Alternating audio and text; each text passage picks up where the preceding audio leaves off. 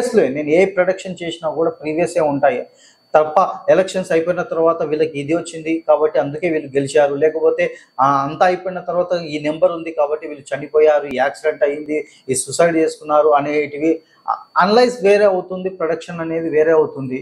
So కాబట్టి నా యొక్క సేవా కార్యక్రమాలు కూడా అంటే నాట్ ఓన్లీ నేను ఇదే కాకుండా సేవా కార్యక్రమాలు కూడా ఎక్కువగా పాల్గొనడం అనేది జరుగుతూ ఉంటుంది జనరల్గా. తర్వాత అదేవిధంగా స్పోర్ట్స్ గురించి క్రికెట్ ప్రొడక్షన్స్ చేయడం అనేది నా ఫేస్బుక్లో మీకు వెళ్తే అర్థమవుతుంది. పాస్ట్లో ఎలా స్పోర్ట్స్ గురించి కూడా చాలా యొక్క ప్రొడక్షన్స్ అనేటివి నేను చేస్తూ ఉంటాను. తర్వాత యొక్క మన ఇండియా కంట్రీలో జరిగిన కొన్ని ఇన్సిడెంట్స్ గురించి అంటే న్యూమరాలజీ ఏ విధంగా మనిషిని ఫాలో అవుతుంది, ఏ విధంగా నాట్ ఓన్లీ మనిషికే కాదు దేశం కావచ్చు, స్పోర్ట్స్ కావచ్చు, మూవీస్ కావచ్చు, వాట్ ఎవర్ ఏది ఉన్నా కూడా ఆ నెంబర్స్ని ఏ విధంగా అనలైజ్ చేయాలి, ఏ విధంగా ప్రొడక్షన్ చేయాలి అనేది అది చాలా ఇంపార్టెంట్. అంతేగాని